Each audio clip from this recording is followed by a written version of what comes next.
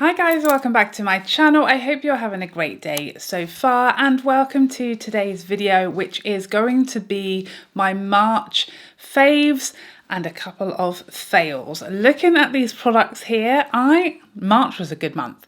There are some incredible products here, holy grails, loves, absolute faves so far this year. So yeah, March was a good month, but it was not without a couple of fails. So let's get into it, shall we? So first up, an odd item, something I didn't expect to be sharing with you ever, probably. And it's my Magnatone cleansing cloth, a flannel, if you will. It's a little bit grubby because it does need a wash. I wanted to show you it in its live form, but I have used this. This is like a week's worth of use right now, and it barely looks used at all. And this is the magic about this. This is a microfiber cleansing cloth. Now it's actually designed to be like a makeup remover. So you'll just wet it and then you take all your makeup off with it. And that's not really how I've been using it because I like a double cleanse. I like an oil-based cleanser first, and then I like to go in with a more like standard liquid cleanser and my Foreo device, and that's how I take my makeup off. So this is designed to be that first step with some water and just gets all of the makeup off. I can't testify to how that works out for anyone. Because that's just not how I've been using it. I've been using this with my second cleanse. So I'll go in with my oil-based makeup remover. At the moment I'm using the pharmacy one, my favourite. And then I will cleanse my skin with my Foreo device and my cleanser. And then that's where this comes in. I use this as my final step to remove all of the cleanser, get all of the last bits off, and just cleanse my skin as a final step. And I am obsessed. I got this in a beauty box. I can't remember which one it was, but it was gifted in a beauty box. I 100% will be buying more of these. I love it. It's so soft, but it's so good at getting everything off and leaving your skin just feeling so clean. It has almost like a bit of a sort of grip to it, not like in a painful way, but it doesn't just slip and slide over the skin. It really feels like it's getting hold of the makeup or of the cleanser, and it's really removing everything. I really like it. It stays super soft. I've had this like a month now. I've washed it a couple of times and it doesn't come out, you know, ruined or hard or too rough on the skin. And each time I use it, I just rinse it off under the tap afterwards, give it a squeeze, and again the next day it's clean as anything. It feels soft again, it dries really nicely, and I think it's just lovely, and I'm absolutely in love with it. I picked up some new nail varnishes this month, and they aren't new, they're just new to me. One of them is the shade I have on today. These are like this one, so the one I have on today is You're Such a Budapest, and I am just in love with this colour. It's my favourite, I think, ever, but certainly for like a spring colourful type of nail varnish. I don't really go for colour a lot of the time. I go for neutrals, really boring natural colours. This is like my favourite sort of brighter colour ever. There she is a bit closer up for you. Then we have Trading Paint, which is this gorgeous light peachy shade. And lastly, Cajun Shrimp, which is this amazing hot coral pink. All like perfect for spring, but this Budapest shade, this You're Such a Budapest. Oh, I love API names, they're so funny. It's my favourite of all time. I love it, obsessed. And lastly, for the non-makeup items, this month I was just so overwhelmed and blessed because Fragrance de Bois reached out to me and offered me the shopping experience of a lifetime on their website, and they allowed me to choose 2 fragrances to be gifted with, and I was flabbergasted. Flabbergasted is what I was. I just feel so honoured and grateful because it's a dream come true to be able to just like pick some fragrances from Fragrance de Bois' website. Does not happen every day, okay? It was a day of joy, let me tell you. I spent the whole day just indulging and reading in all of these fragrances, and it was a hard choice. But luckily, I had picked up their fragrance tester set last month, which is why they reached out to me, because they saw that video and they offered to gift me 2 of my favorites. So I knew what I was doing because I had been already testing the fragrances. So I chose Cavort, which I spoke about as being my favorite from that set. It's so different and it doesn't smell like anything else I own. It's almost greener to me than my typical fragrance that I go for. Like, I don't really go for green notes, but it somehow smells like completely different to anything else I've ever smelled without being like strange or weird or unwearable or anything like that. It's somehow a crowd pleaser that doesn't smell like anything else I've ever smelled. It's so luxurious and so, the blend of these fragrances, like you can just tell, like I feel like Fragrance de Bois, it has the whole house, it has a signature smell. You smell their fragrances and you just know they're Fragrance de Bois because one, the luxury, the uniqueness to them, but still the wearability. It's just, it's quite a distinctive note that I feel like runs through all of their fragrances. Cavort, it is very unisex, but it's very sexy springtime to me as well. And it's very wearable and it does have those sort of greener notes, which I feel like work so beautifully for spring, but it still keeps this like spicy, warm quality to it as well. Such an amazing fragrance. And the second fragrance I went for, I mean, this packaging is insane, like without a doubt, the most stunning packaging I've ever seen of a fragrance. This is how I store these. Thinking like a Mariah Carey or something. But the second fragrance I went for is Minuit Demi. Now this is not my typical fragrance, as in I think it kind of runs a bit more gourmand than I tend to go for. I went through a gourmand phase like in my 20s and then I kind of started to want to like be more mature and go for something a bit more unusual and a bit more daring. So I kind of dropped off of the gourmand fragrances. I didn't buy any for a long time. I wouldn't really necessarily say this is a gourmand fragrance, but it definitely has some gourmand notes in there. It's got some caramel. It's got some, I think, coffee and chocolate. This smells like I saw a review where it said this smells like after dinner, you've got a dark chocolate sweet on the side of your coffee, you know, as you're just enjoying a really expensive, luxurious dinner in this gorgeous restaurant and you're having after dinner coffee with a side of dark chocolate. That's what this smells like. In my February favourites, I talked about this reminding me of Flower Bomb, and now I've got the full-size bottle and you can kind of explore it a bit more. It's the opening. The rest of the fragrance isn't like Flower Bomb at all by Viktor and Rolf, but the opening just reminds me of Flower Bomb, but then it just becomes this like boozy coffee, like dark chocolate on me. I don't even see dark chocolate or chocolate listed on the notes, but on me, it's definitely got like this dark chocolate running through the middle of it. So sexy, so edible, and just like so gorgeous. I'm just so grateful. Incredible fragrances. And if you can get your hands on that fragrance, the sample set, it's such a great way to try lots of these fragrances without blind buying something that you don't know if you're going to love or not. And that was really, really helpful to me. So thank you again to Fragrance de Bois. This was honestly like just the stuff of dreams for me. So now we arrive at the makeups, and let's start off with the Hermes highlighter, the new highlighter. This is the Plein Air that I spoke about in my review. I tried this against the new Chanel that we'll also speak about in a moment, and lots of comparisons in my collection.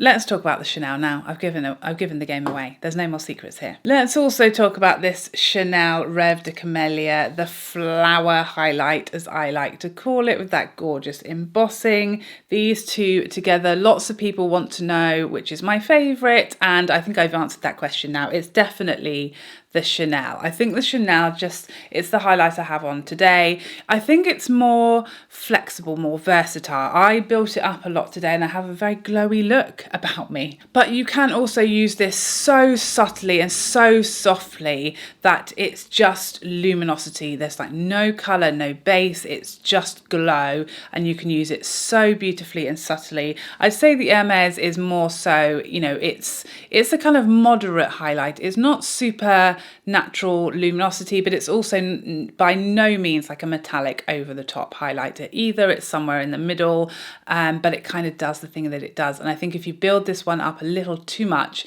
it gets too thick, because it does have a bit of a thicker texture to it, this one. The Chanel is very, very fine, very, very thin, weightless in its like appearance and in the texture and the feel going on. It's absolutely beautiful and has certainly become like a favourite of mine in my highlighter drawer. Both of these are living in my top drawer, but it is the Chanel that I reach for far more than I do the Hermes. A blush that I don't think I've spoken about on my channel as yet. I don't think I've used it on my channel. I don't think I've spoken about it, but it's one of the new shades from Patrick Tar. I was going to say Pat McGrath, but I saved it just in time. And then I confessed anyway, so it was all a waste of time. But this is the shade She's Blushing. I have worn this, I think, on my channel. This blush gets me a lot of compliments, and I can tell why. It's the duo, so there's a powder and then a cream at the top there.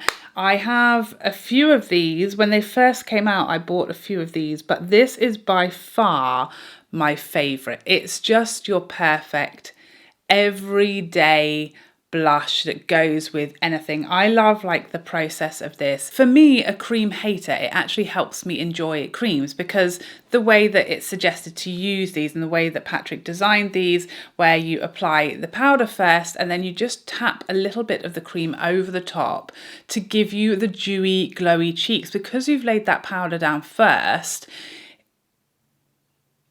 there's literally a ginormous army plane just flew like right in front of my window really low, and it was quite alarming. And that's how I use these. So I will apply the powder and then I would just use my Sonia G Fusion brushes, whichever one, to really lightly tap the cream over the top. And I just love that I get that juicy, fresh, dewy cream effect without really having to. I am using a cream, but you see what I mean. I'm not just going in with the cream bareback.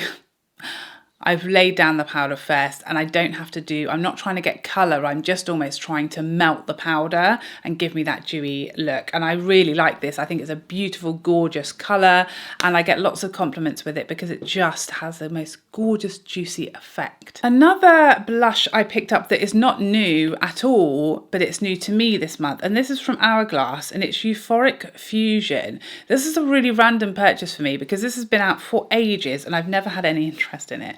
And then I saw someone posted a load of Hourglass blush swatches on Instagram, and I just came across it randomly, and I saw this one and I thought, oh, that looks like it's up my street. And it really is. I think the reason why I never had any interest in this is because it's like described as a mauve, and I guess it is. That's what it is. And you look at it in the pan and it, you know, it looks like pinky, mauvey, berry, and that's just like my nightmare of a blush colour. But actually on the skin, it somehow takes on a bit of a sort of peachy coral colour to it, and it's gorgeous. It's got that gorgeous glow to it that Hourglass blushes are of course known for. And this is one of the strobe formulas, not the I think there's like an ambient lighting blush and then there's the strobe lighting blush that is glowier, and this is the strobe. So it is super glowy. I've just been really enjoying it. It's really, really inoffensive, goes with every look, and I'm really enjoying it. So whoever posted those swatches, thank you so much, because it's definitely like a favourite. Next, let's talk about this Hindash palette, this Monochromance palette that really pushed me out of my comfort zone this month to try something that I just wasn't really confident that I would be able to use and get looks that I really like out of it. Now, you saw me conquer the green or blue, depending on your eyes and what you call this shade. I'm going to call it a teal because that's what Hindash says it is, and I'm just going to go with it. But yeah, whether or not this looks green or blue to you is your business, not mine. But I mean, I conquered it. I did it. I made a look with this palette, with this shade that I actually really liked and felt wearable to me. The rest of it, I mean, was always stunning. The purple, again, this was much easier for me to use than I thought it was going to be. And these shades are just easy as anything. Lots of people have asked me about this formula. The formula actually reminds me of the most is Makeup by Mario's mattes. That's kind of the formula that in my head, I'm like, that's what it reminds me of the most. So they are softer, lighter, and not as crazy pigmented off the bat. They're more buildable and soft and subtle. Not that they're lacking pigment, they are just easier going, easier to use, softer and more diffused. And they aren't creamy, they are more sort of soft powdery mattes. I find them really easy to work with, really beginner and user friendly, because they are softer and you just can build and you're not left with a lot of work to do as by the way of blending. I think it's just so fun, so different, so unique and crazy innovative. I mean, Hindash is just an incredible artist, both in makeup and with colour and painting and drawing. He is just an absolute genius. And I just think it shows in the products that he's putting out, because this is just nothing like anyone else has done before or is doing. And he did a great job. Next up, let's take a look at these highlight and blush duos from Wayne Goss. I really like these. I think they're so beautiful and easy to use. Again, they're not crazy pigmented. Well, the highlights are. They are some highlights. But the blushes are very, very soft. So this is the Sweet Wildflower, and then we have the Desert Blossom.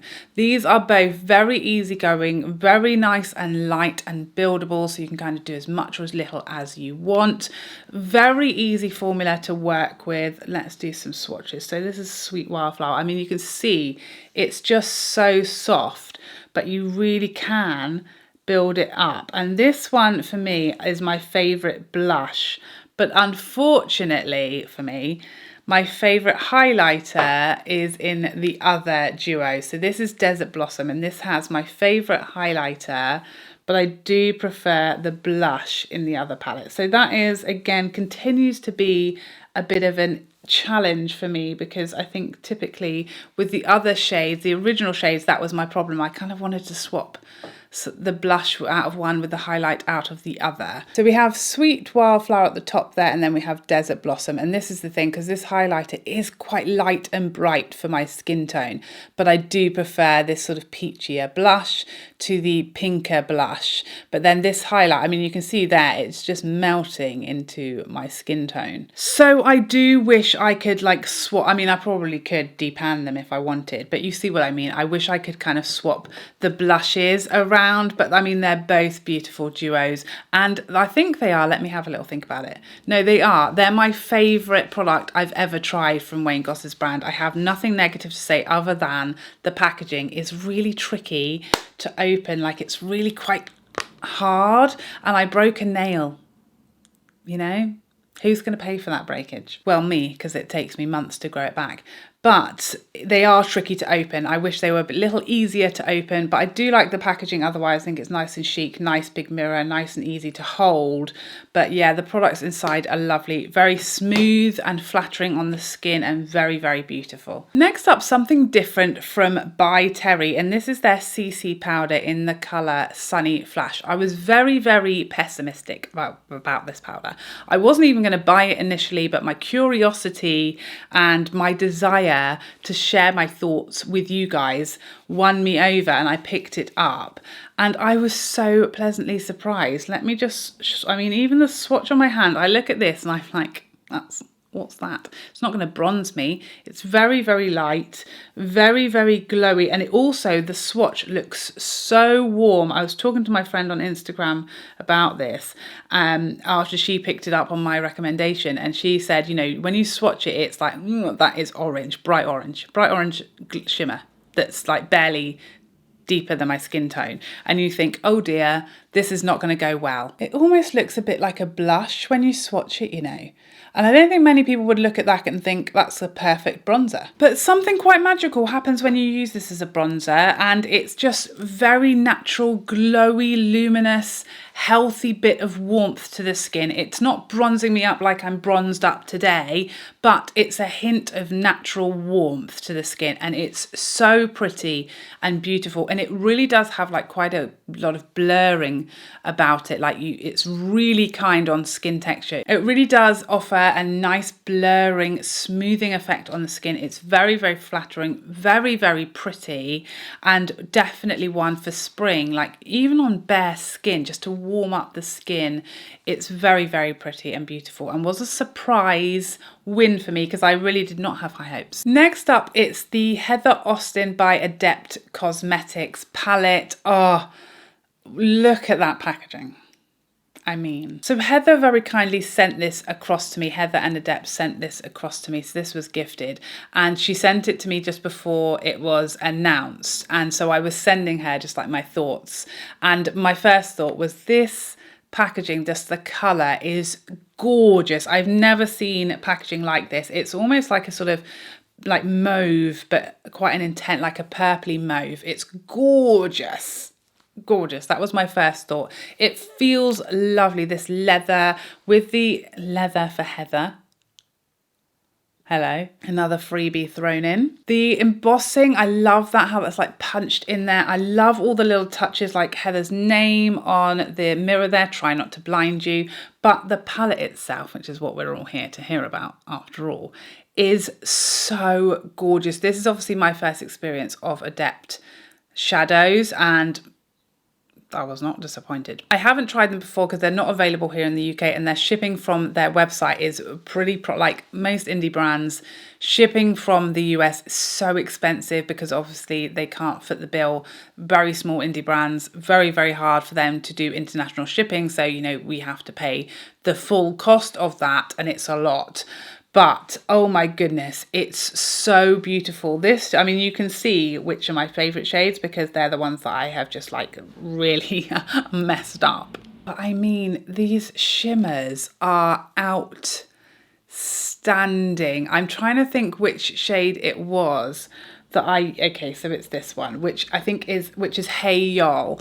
I used this on my lids the other day. I posted a photo on Instagram and I just couldn't stop putting it on. They have such stunning shifts to them, and oh my goodness, I feel like the more you put on, the more you just start to see these stunning different tones running through these shadows. Absolutely gorgeous. I keep on meaning to try the greens together, like these. I just see like these two as like, oh my days, just the absolute insane. I mean, yep, so that's what we're going to be doing tomorrow. Look at that for a matte green. You're going to think I'm bonkers because this is like in no way showing up green on camera, but it's got like a green. I don't know if I'm going to be able to show you the shift, but promise you there's some green in there. Will look insane over the top of this matte. Can you see the green? How am I going to show you? I mean, you're going to think I'm colourblind, but just such interesting colours and shades. They worked beautifully on me. I thought they were going to have an insane amount of fallout because they are a different sort of formula for me. They seem sort of looser pressed, but also really creamy. So although you sort of think when you swatch them, they're going to flake off and just fall all over your whole face, actually that does not happen somehow by magic, and I'm really happy with the looks I got so far. Congratulations, Heather, just a stunning, beautiful job, and it represents her so beautifully because she is very adventurous with colour, but it's still, for me, I had no issues making some really beautiful wearable looks that I really enjoyed, and I'm terrified of colour, so I feel like, again, a really good versatile job. Next up, let's talk about this mascara from MAC, the MAC Stack Mascara. MAC is back. I'm on fire today. But you know, MAC really needed a huge big win of a product to kind of get themselves back in like the top of their game. And I think this is it. This is such a good mascara. It's straight into my top 5 mascaras of all time. You can check out my ranking video or my review of the mascara if you want to see it on and all of the details. So my favourite is, of course, the Mega Brush. Of course, hello. Did you think I was going to use the like more subtle version of mascara? get out of town? I think not. But the micro brush is incredible on the lower lashes. Perfect lower lash mascara, the perfect team. It gives you like huge big fat lashes without clumping. The lift is amazing, some separation, huge big volume, everything I ask for in a mascara, and it's very easy to remove. That was one of the claims on there, and I can attest it's definitely the easiest of my mascaras to remove. I don't really care about that, but lots of people, that's really important. And it's also a really nice, light, easy to hold component, which again, for lots of people is really important. So an absolute win for me. Hopefully this is the beginning of a resurgence from the brand, because I'm here for it. Another couple of products from MAC this month that I loved. Again, I don't think I've used on camera yet, and I need to get on that. Two of the Glow Play blushes from their spring collection. I purchased this one. This is Peaches and Dreams. I just purchased this myself, and then they sent me some more products from the collection, and this is Cherry Tree. The Glow Play formula is not new. It's a really popular sort of cream powder hybrid formula. I have used it, I think I used it briefly when it first came out, but being a cream formula, I was like, it's fine, and then I moved on with my life. What's different about, not what's different about these, what's different than this little bit, put your words in the correct order, madam. What's been different this time when I used these is that I now have my Sonia G Fusion brushes, okay? I never really properly had cream brushes before because I don't buy creams or use them. So I probably was just applying these with a sponge, and that's why they were just okay for me, and I just didn't really use them a lot. This time I had my Sonia G Fusion brushes, and a dream. So easy. They're not creamy as in they're not sticky or wet at all, but you do get that gorgeous cream finish, that beautiful like glow, but it is quite subtle. They are a drier cream. They're definitely sort of almost like a putty formula. Of course, the peachy shade, and then this is the Cherry Tree shade, both absolutely beautiful. Perfect spring colours. I think this formula is really, really nice, and I absolutely love this packaging. It's so pretty, and these are much safer and easier to travel with. So as we move into the spring, and with fingers crossing it that we're going to get to go on holiday sometime soon, already I'm excited to take these with me because I know they're not going to smash and shatter into a million powdery pieces. Next up, a new mothership from Pat McGrath entered my home this month, and it is Midnight Sun. So many of you are going to be screaming at me, thank goodness, because I've been refusing to purchase this one ever since it came out. I took one look at the colour story, and don't get me wrong, I thought a beautiful colour story, but nothing I didn't really feel like I had already from Pat McGrath. The only shade I felt like I didn't have was the purple. I don't think I've got anything similar to that purple from the brand. And I just felt like, you know what, I don't need it.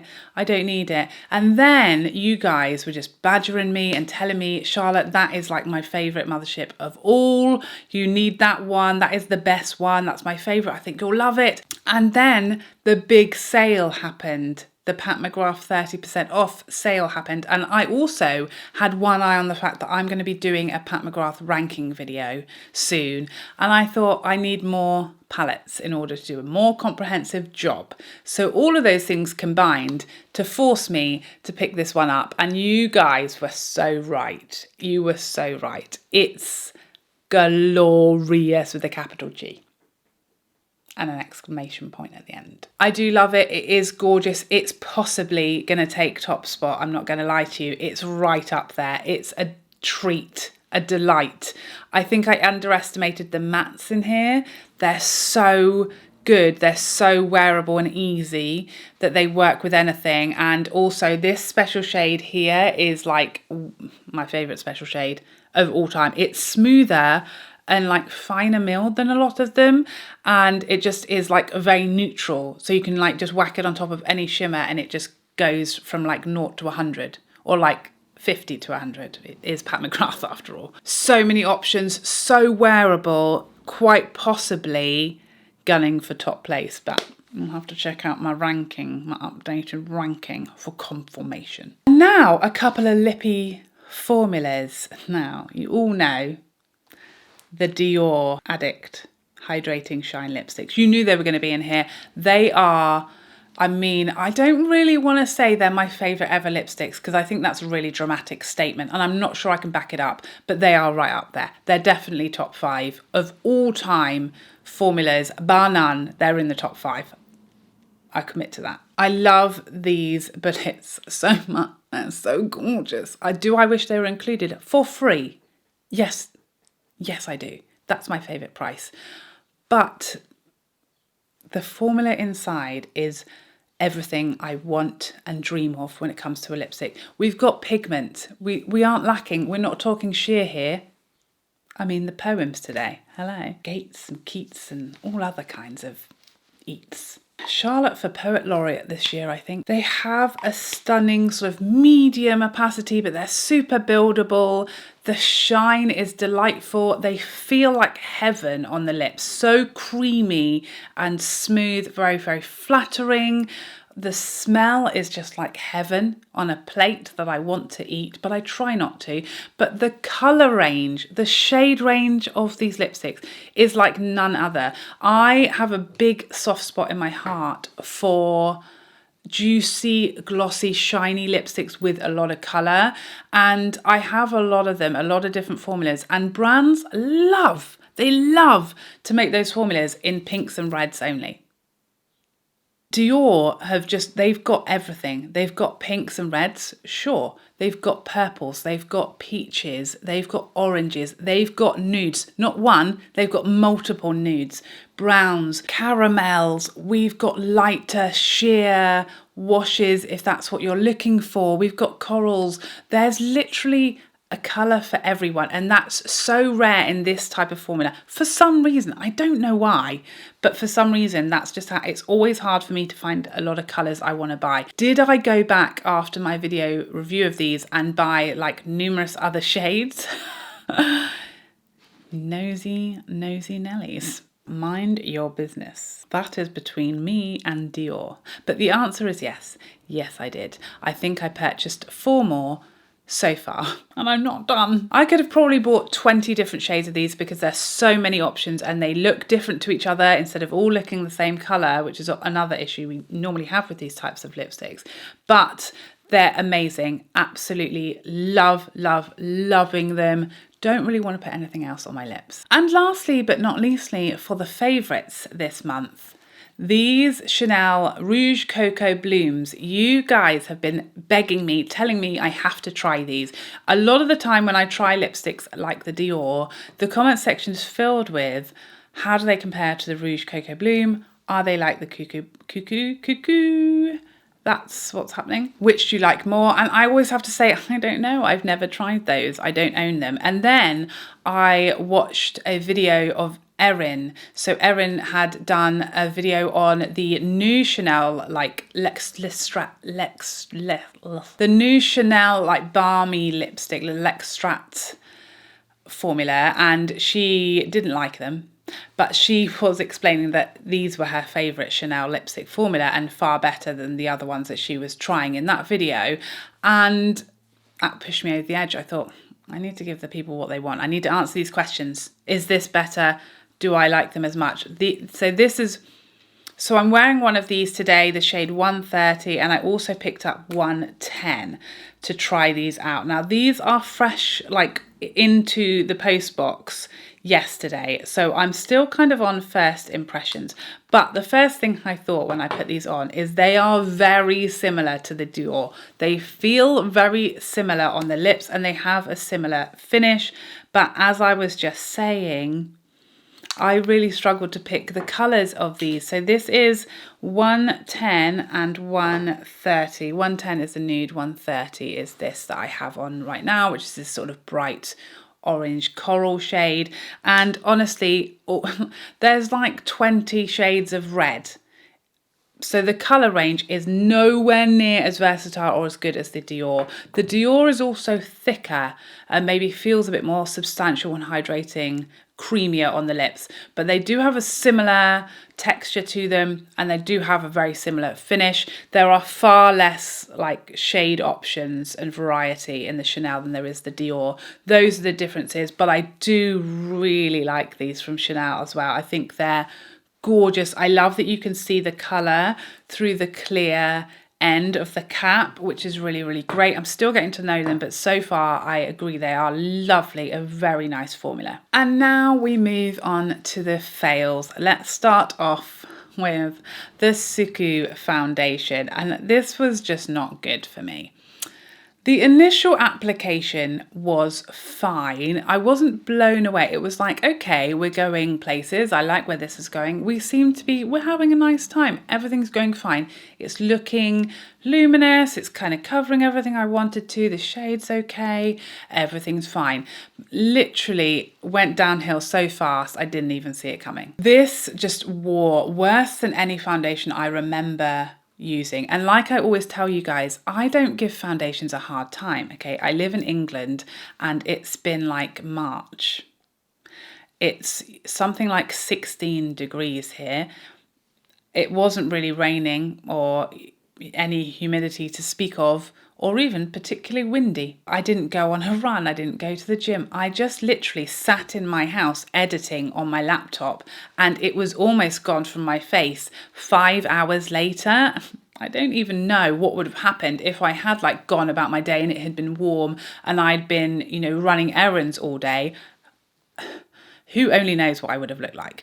But this was fully gone from like this entire area. Chin was like gone, nose was gone. It was really shiny on my forehead and it just everywhere else, it just looked heavy and cakey. And it happened like so quickly. It should have been a crime. So it's not for me. It's very, very expensive and I'd much rather I wasted my money on it than anybody else does because that's what I'm here for. I spend my money so you don't have to. And yes, it was terrible. One of the worst foundations I remember using in recent years. I can only apologise. Next up, not quite as big of a fail, or in fact nowhere near as much of a fail, but let's talk about the Dior Forever Skin Glow Foundation in miniature form. So I got a sample of this with my Dior lippies and I tried it out for you guys on camera. And on camera, all was well, all was well. I was sort of saying, oh, I'm not really sure why people don't like this. I think it looks nice. It had some nice luminosity to it. It had some good coverage. It was all looking pretty decent. But again, it just didn't wear that well. And throughout the day, I felt like it started to look a bit heavy on me and it definitely lost quite quickly a lot of the luminosity. And that's what people kind of, their general complaint is that the reformulation has lost a lot of the glow and the luminosity that everybody loved about the original. So I agree with that. It's not glowy luminous on me. It's much more of a natural finish. And there's just really nothing exciting or wow for me. It was just all okay, didn't wear that great, certainly didn't make me feel like I wanted to rush out and actually buy the full size. It just kind of fell by the wayside. It really just very average for me. So there you have it. Those are my faves and a couple of fails for the month of March. I hope you enjoyed this video and I'd love to see you in the next one. Otherwise, take care for now. Bye bye bye bye bye.